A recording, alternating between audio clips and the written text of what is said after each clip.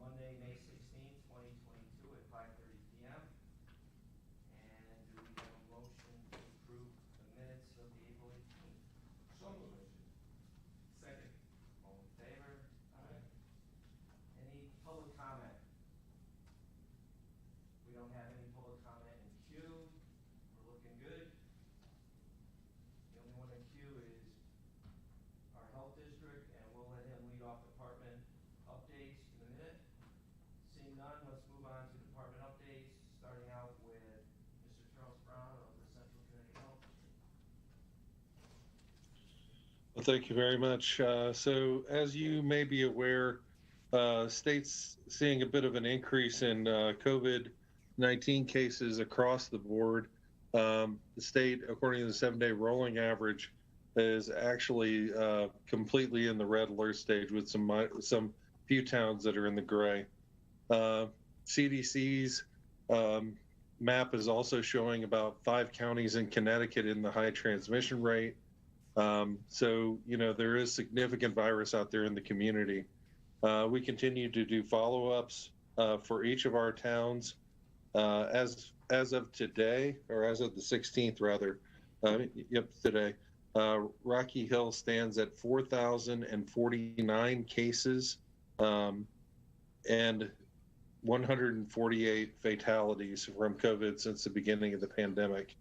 Our vaccination rates are still hovering pretty good, but this particular variant of the disease has been very, very contagious. We're still dealing with the Omicron variant, and I would just remind everyone to take appropriate precautions to assure that you're protecting yourself and your family.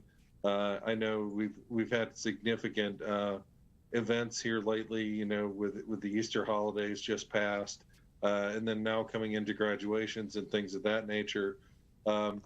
Make sure that you're vaccinated. Make sure that if you're not vaccinated, or even if you are and you're going to be in close contact with folks, wearing a mask is also a level of protection to be able to utilize at this point. We have seen significant breakthroughs with people that are fully vaccinated, fully boosted, and still are catching this disease and with symptoms. So, it is incumbent upon everyone to take what precautions they can to protect themselves and the community. And with that, I stand ready to answer any questions. Great. Councilor O'Sullivan. I don't have any questions. Thank you, John. Councilor Prakash.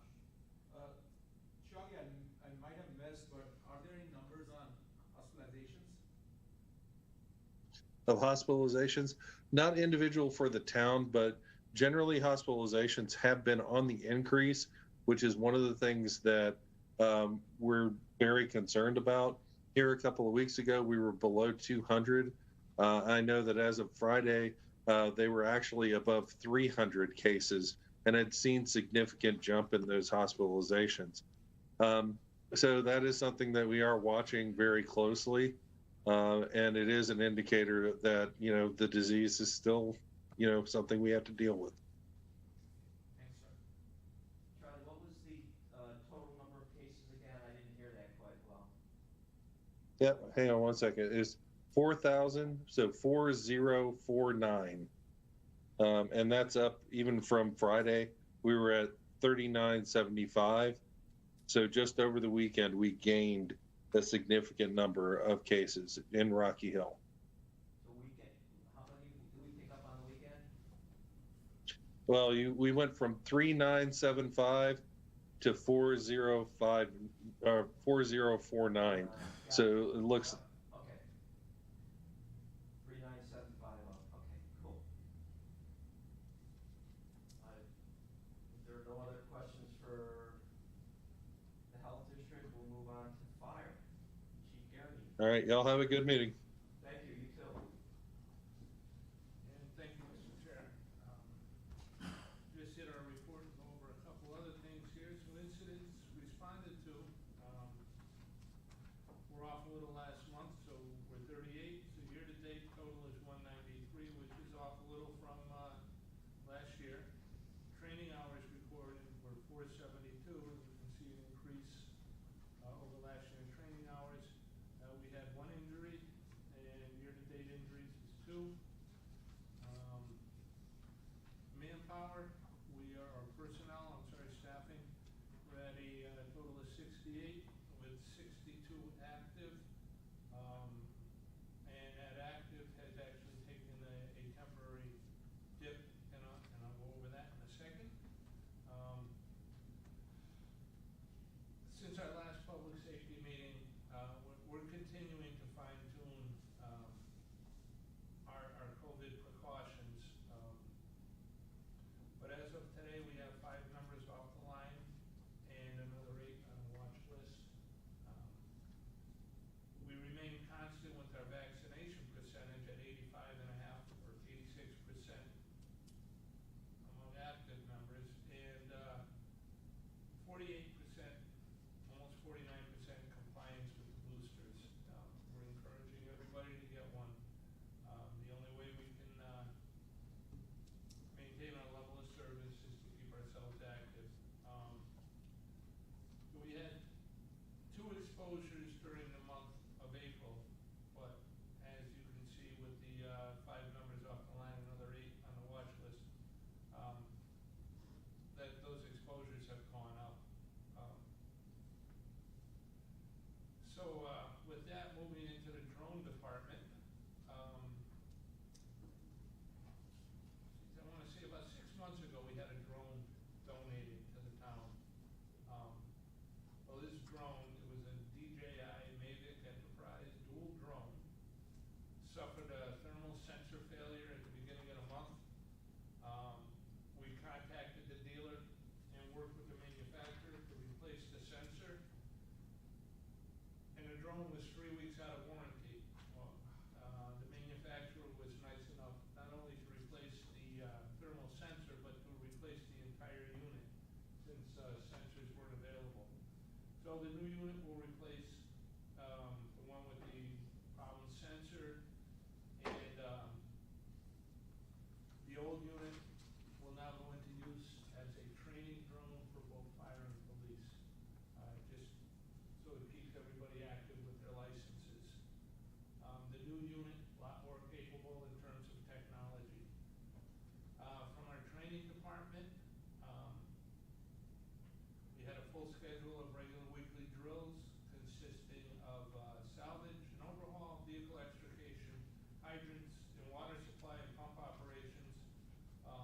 In addition to that, we hosted a classroom lecture from Capital City Industries, and the topic was Read and Smoke, which covers the fundamental fire behavior, incident size up, etc. That went very well.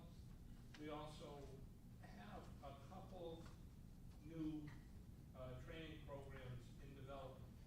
I have actually a total of 4 here. So the first program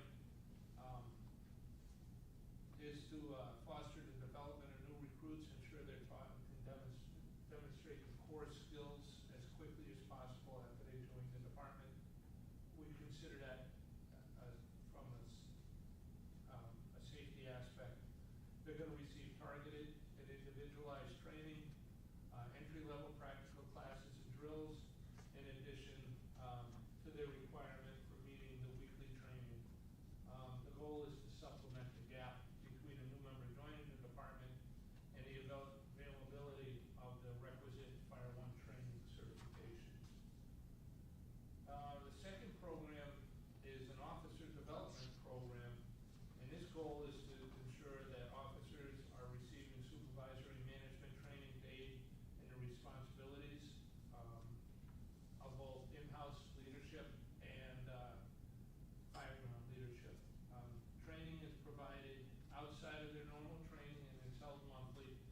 And line officers are expected to attend 50% of the classes offered and 100% of the designated mandatory classes. This program is spanning a 2-year period, which is the term the officer is appointed. Third one is, 2 weeks ago we met with Principal Fody from the high school, Superintendent Zito, and several others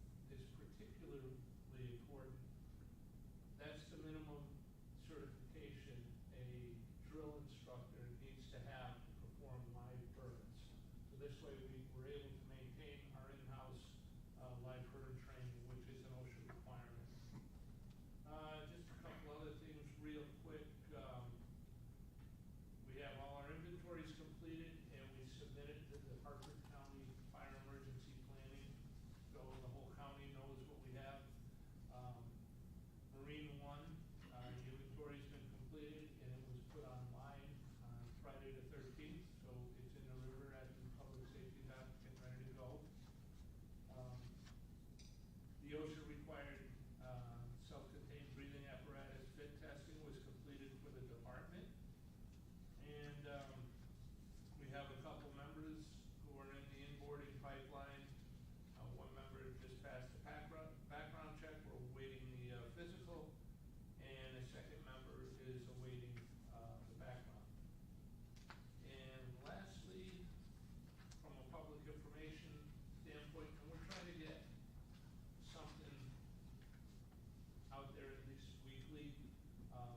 We supported Terrier Tough by running Truck 2 down there with and did a flag raising, as well as postings, Dispatcher Appreciation Week and postings, the April Vacation Camp Week presentation. We had tours from the firehouse with the children. We've had some recruitment postings and also the International Firefighter Day postings. So that's it for the report. Just like to toss out there that it is International Police Week and International EMS Week, so best of luck to my two colleagues. Thank you, Chief. Councilman Sullivan? It's just one quick question, Chief. So when you talk about the drone, you made reference to a thermal sensor. So do I Yes. understand then the drones are being deployed to look for hotspots on roofs, that kind of thing? Actually, the story real quick without painting myself in a corner, I wasn't a big fan of drones on the fire ground. We ran that drone at the building fire on Glastonbury Avenue. We're actually able to see heat deployment up into the old Grange Hall, where we were able to focus our attentions and stop that. It's really a great tool, and just relying on technology like that, yes. It really helps out with the situational awareness on the fire ground. Sounds like it could be a lifesaver. It absolutely, and you think about it, anything from electrical hazards, because it'll heat up metal, to hazardous material spills, right down to vehicle extrication. Being able to take an image of how many heat signatures are in the car versus how many patients you have. And you look at that from how many, how many patients you have. So it's really a great tool.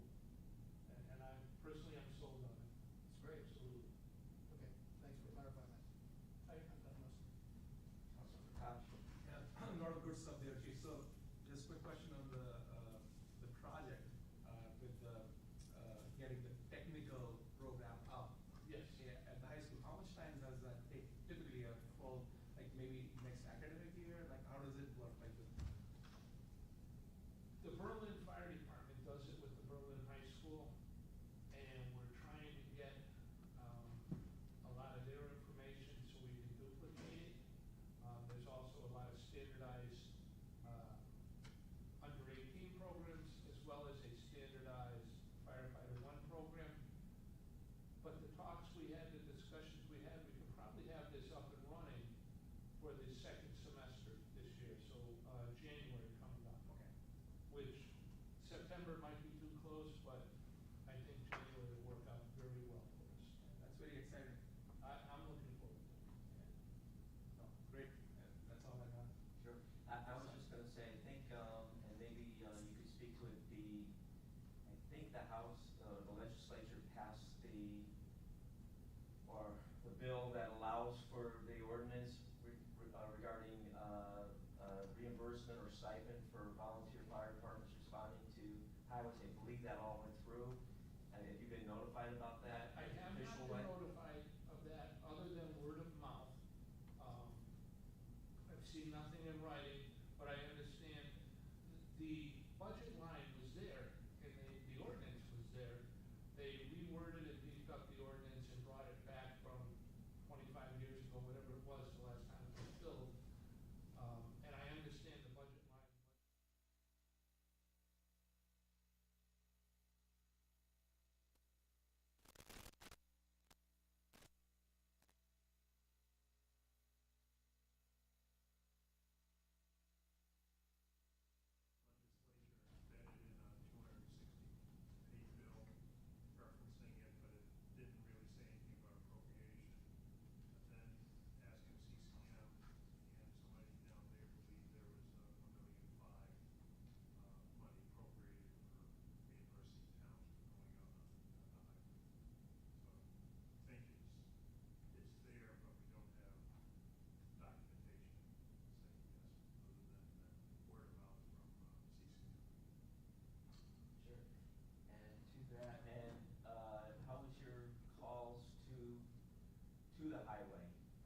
that ramp incident entering onto off of Celestine onto 91. We couldn't ask for better timing from a budget standpoint, huh? Yeah. In that one. What happened there was a car traveling high rate of speed, didn't negotiate the turn, the northbound off at exit 24, and came straight across the median, straight through the guardrails, and sailed and landed in the stream, wheels down. We looked, and there was no damage to any of the vegetation going down there. And typically, that's where we start the rescue, is to follow the path in. So we And, flew. So, yeah, he flew in Well, there. and I had passed by just as it happened, so there were already cruisers on, but the entry hole, if you will, to the guide rail was rather clean, so we went through at high speed. We've got a picture, absolutely. The wheel marks right through there and no skid marks. Two people were injured. We ended up with a low angle rescue. We had to do it with ropes and Stokes baskets. We did try to look for a way in off of Sutton Drive, and there's two right-of-ways in there. There's an MDC and an electrical right-of-way, but they weren't passable. So, we cut a path down and, we brought them up. The driver was more injured than the passenger, and the passenger, they were both on the roof of the car, and the passenger was holding traction on the neck of the driver. So it just, it wasn't a pretty accident. It took a lot of, it's complex, it took a lot of time to get them up there, but, I gotta give the crews credit. They worked together very well. Yeah, all I could think about was how you were gonna get the injured folks, the driver, up that slope, because that was a steep, And almost straight. very labor intensive. Yeah. We ended up calling in Weathersfield's Heavy Rescue for additional manpower. They're the closest one there. We also wanted to leave a little bit of apparatus behind in town in case something else happened. As a matter of fact, we ended up with a lockout of a house. 2 and 3-year-old locked mommy onto the patio on the 3rd story of a condo. So we sent crews up there too. So we use Weathersfield's Heavy Rescue and Heavy Manpower, or Heavy Rescue Manpower, but it's just a labor-intensive chore to get our people as well as the victim in a Stokes basket up the slope. And that's after you have to cut the path down with the chainsaws. Right, if there's no other questions, thank you for that Thank you. report. Ambulance. Thank you. We had a total of 341 calls for the month of March, which brings our total up to 1375. We did a total of 8 canceled calls, 4 of them were no patient contact, and 2 that were canceled before we even got there. We had 6 lift assists for the month, 14 patient refusals for transports. We did have 2 opioid-related transports, and there were also 2 cardiac arrests for the month of April. Which listed on the back part here is a whole list of the different kinds of calls that we've done throughout. We did the standby at Elbridge Park for Terrier Tough while they were going along. We had 52 hours of training for the month of April, which was the Lucas Refresher, which is the automatic machine that does CPR. And we also had St. Francis, the head of St. Francis stroke team came down and gave a lecture on stroke and neurological deficits for stroke patients for the month. We're listed down as the active writing members is 34, non-writing is 8. We have 11 probationary members, which most of them are pretty close to being cleared to become full-time active writing. We have 3 on medical leave. We have 4 still at college and 1 that's still on military leave. Last month we did, obviously we have quite a few COVID contacts because that's what we do with transport. But we did have a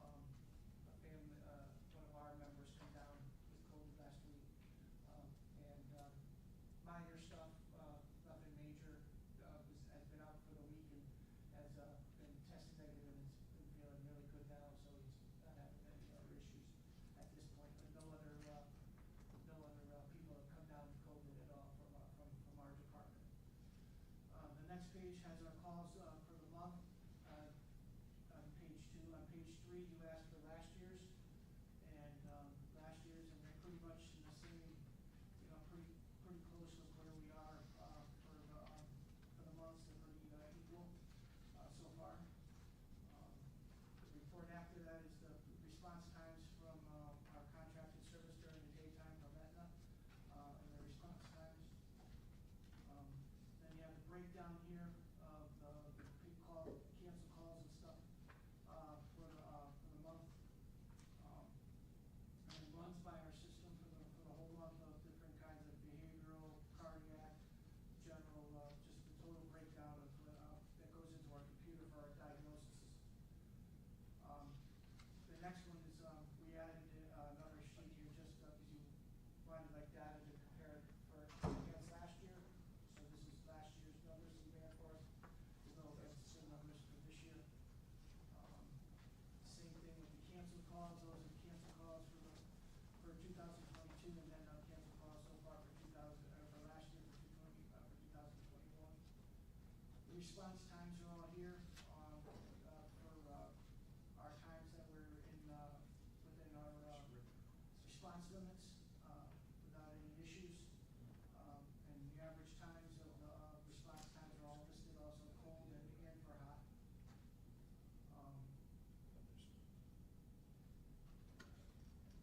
So this response time report is Aetna's. That is correct. Yeah, that's during the daytime. And then, just another breakdown of, Ron's provider for the impressions that we have for the hospitals and stuff. Again, there's 2 cardiac arrests for the month of March, for the month of, April. And then, the next, page on the bottom of that page is, all the cardiac arrests from last year to break down how many we've done, since last year. And then the last page is, the same thing for the 4 opioid, the 5 that we had, for opioid, calls, compared to last year's, for the whole year, we had a total of 5.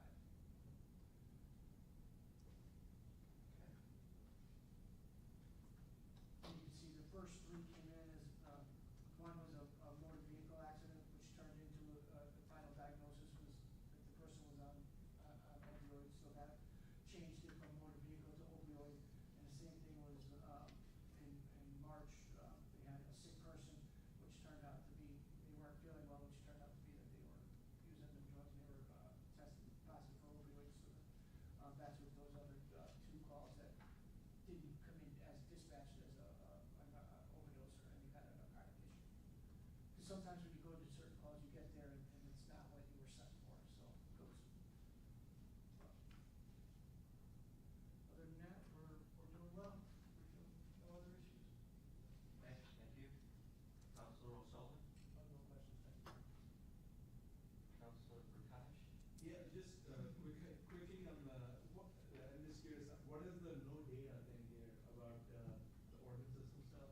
Is it like not diagnosed or, like, on page 5?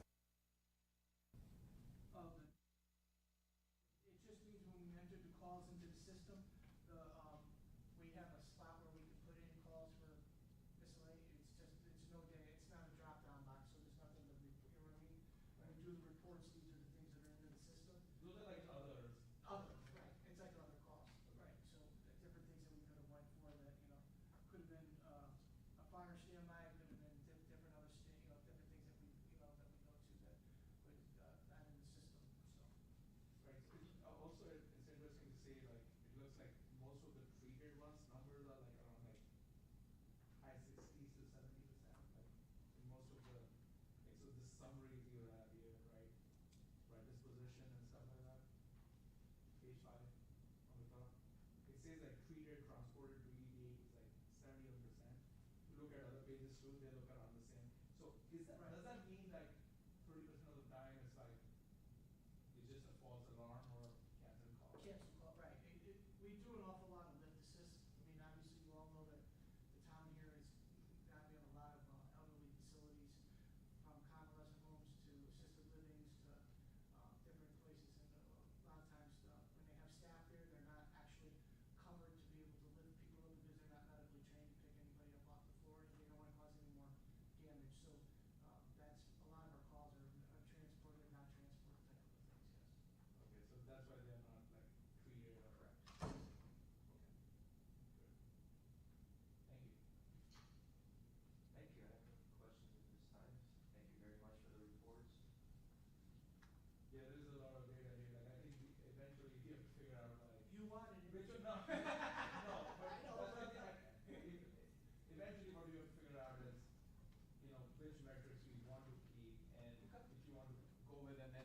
maybe even create like some charts or something, just, you know, from a year-to-year basis or something like that. Yeah, because there is definitely, so thank you for that. But, I'm just thinking like eventually we can kind of summarize this into a little bit more of a digestible format, like a quickly digestible Or format. streamline it a little bit, so that Streamline we're it a not little making bit. you do undue work, but at the same time, we get some metrics. Exactly. to live And, by. and the breakdown in the way that we have it for these different charts and stuff like that is what's built into our system that we have, that we use for the medical costs. No, I get it. We looked for the charts with the you know, all that, and they don't it's not something that's part of the program. So Right. this was, we wanted to run a report, this is the reports that they gave, and this is how they took it, you know. I had my guy that does the IT stuff call the company and try to see how we could work it out. And, you know, I've shown them, there's some of the reports from the fire department or the police department that said, this is what they're kind of looking for, and they're like, well, we don't do it that, this is how, you know what I mean, so. No, I agree. Without changing vendors and going through a whole new system, it's like, you know. No, that's fine, but I think it's incumbent upon us here, like, you know, to kind of get onto those, eventually, like, we get there probably, like, you know. Not a problem. We just started doing this, but you know, this is what we call like, in our business, like a data dump. Yeah. I mean, that's what your system does, like, basically, cause like, it's just go figure it out yourself. But thank you, at least it's a start, right? Better to have this than not. Thank you. Councilor Sullivan, you're all set? All right, thank you. Moving on to, the police report, Chief Custer. Okay. So for the month of April, we had 4,042 calls for service to the dispatch center. We had 18 criminal arrests for the month and a total of 29 motor vehicle accidents investigated, 5 of which were with injuries, the other 24 non-injuries. 82 infractions were issued, motor vehicle infractions, an additional 376 warnings were issued for the month, for a total of 458 motor vehicle stops, motor vehicle contacts. We had 28 animal control complaints for the month, and our training hours were 265 for the month of April. In terms of staffing, you know, we're presently at full staffing. We have no COVID cases, but we do have one dispatcher out on FMLA. She's anticipated to be returning to duty on May 23rd. Otherwise, everyone's on active duty status. Just a couple mentions for incidents during the month of April. On April 27th, our detectives participated in a statewide initiative called Operation Penalty Box, which was basically a warrant service operation. And our detectives linked up with Hartford Police and the agencies in the greater Hartford area, along with U.S. Marshal Services. We brought our warrants and we assisted in executing warrants in neighboring towns. And the team that our detectives were on apprehended 7 individuals, so they had a successful day. In addition to that, this past Saturday, we did have an incident at Forest Park Apartments, domestic violence situation, and began with an assault and kind of turned into a barricaded subject situation. And based on the circumstances, we decided it would be best to call in the CREST team, which is the Capital Region Emergency Services team, in which we have members. And they have highly skilled negotiators assigned to that team. So the unit did come down and responded, and they were out there for a few hours, but happily everything ended successfully with nobody injured, nobody hurt, and the individual decided to come on out. He was taken into custody. So good operation when nobody gets hurt, while it ends well. Other than that, I think that's all I have, kind of a short report for this month. Appreciate that. Councilor Sullivan? A couple questions. Sure. So, Chief, the situation you just described, the team that you described to come in and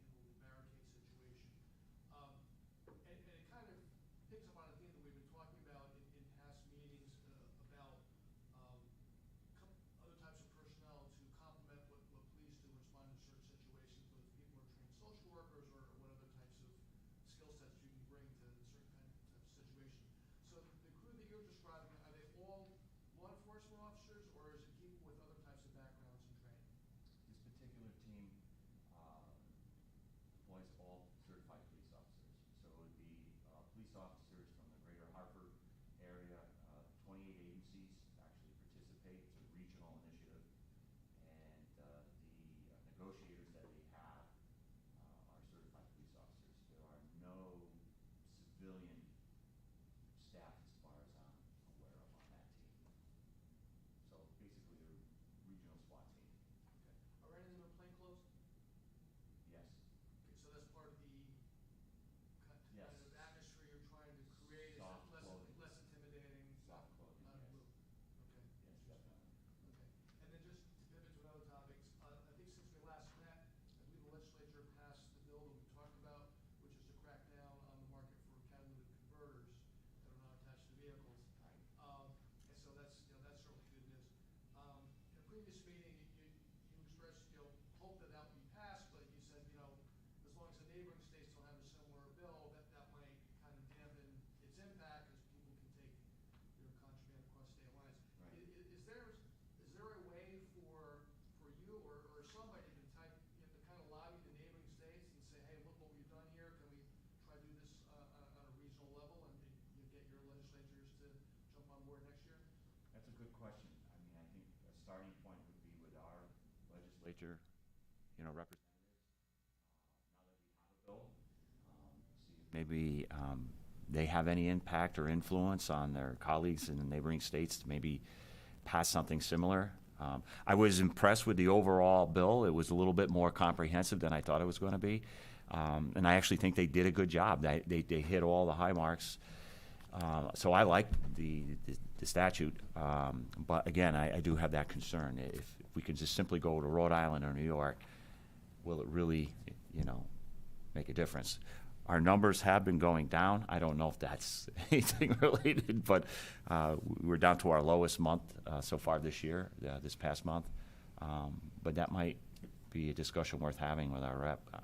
Okay. Not sure. Yeah, maybe future session where we have Carrie reporting to us, maybe that's something we could suggest. I don't know if they have anything like structural where they talk to neighboring states about, problems that cross state lines to try to coordinate their efforts, but I think that's a conversation worth having. Okay. Yeah, definitely worth it. Okay. So I have nothing further for Chief Custer.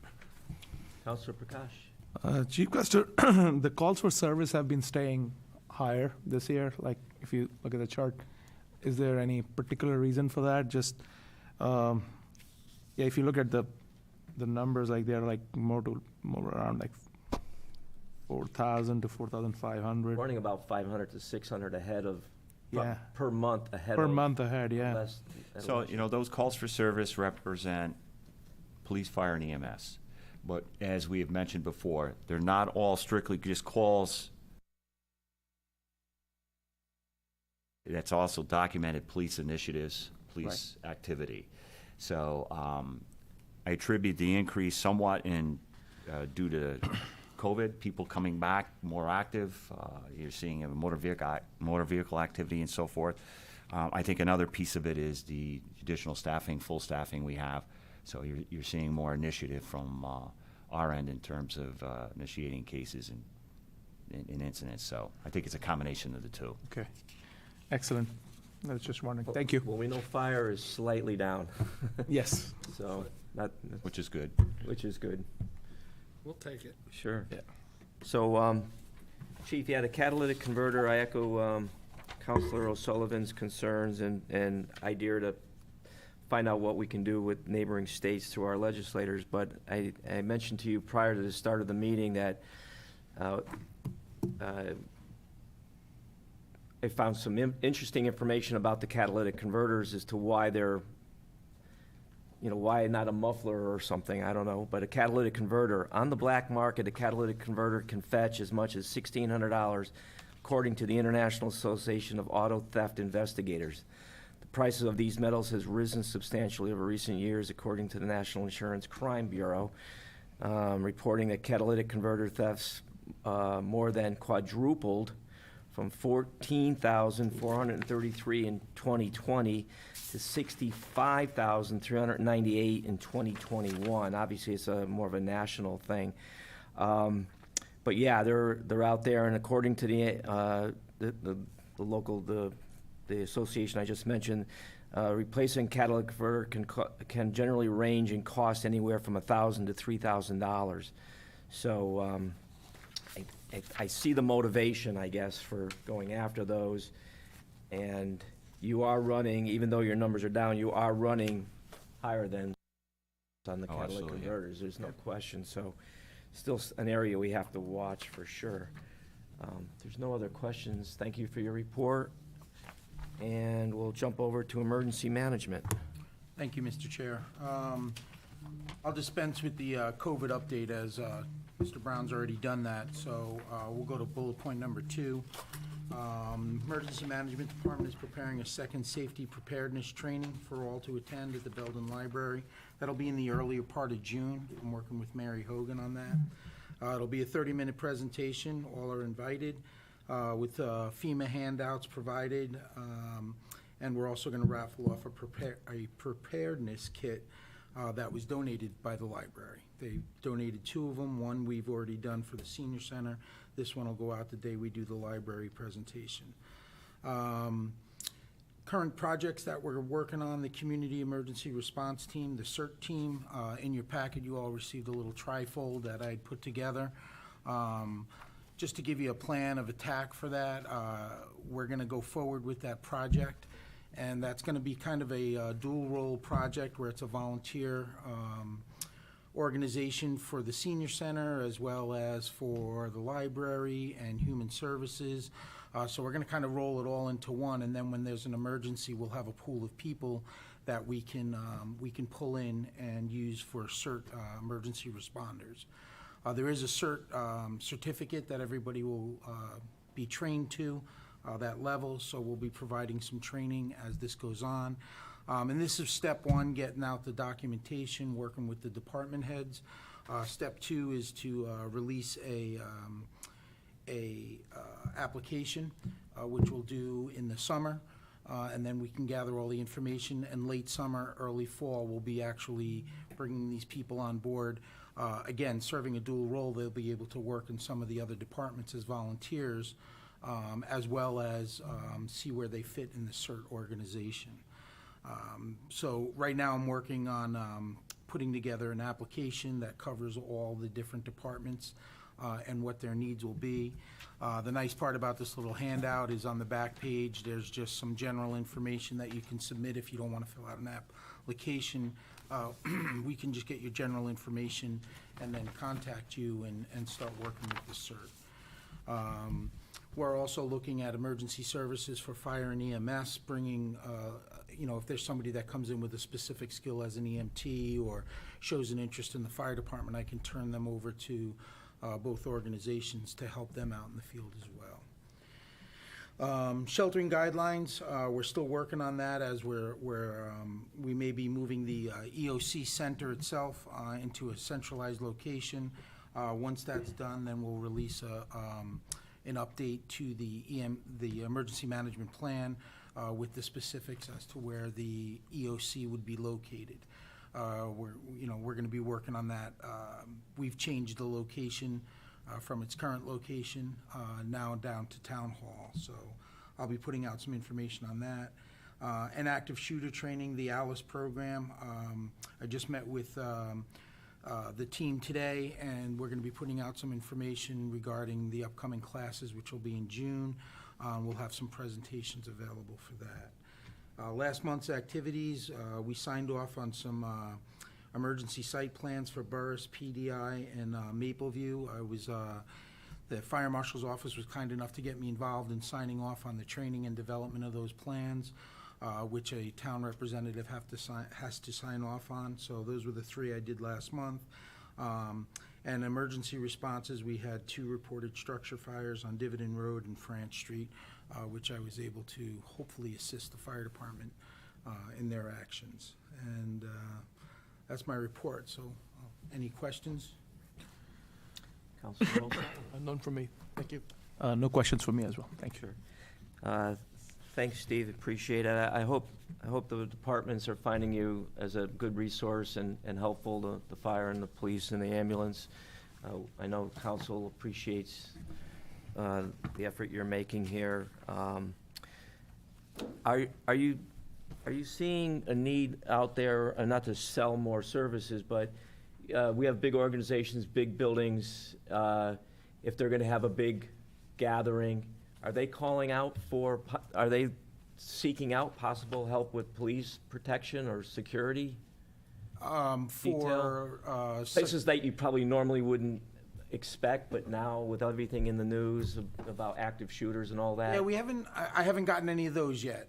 With these 3 sign-offs of the plans, it was more about what their internal plans are should an event occur, and then the activation of emergency services. So, their plans are more about their internal operations. And it requires a town sign-off to state that they're doing training on the plan. The plan does meet has some of the components of an emergency management plan for their facility. So it's nice to see from the other side as opposed to the emergency management side. So when they arrive, for example, a standardized meeting place during a fire emergency. So it's nice that the fire department can arrive. Same thing with PD. As they arrive, they have a centralized place they can go. Contact numbers. So as we get those contact numbers, I've been turning them over to PD for dispatch. So we have updated contact numbers now of some of the businesses that are out there. A lot of times I know sometimes dispatch calls, that person's no longer with the company. So they don't have a good contact. How long is the key holder going to be until they get on scene? So now that's kind of working to our advantage, getting out in the public a little more. Thank you. Yep. All right. Old business. We already had the Health District report. Any new business, John? No? Any other?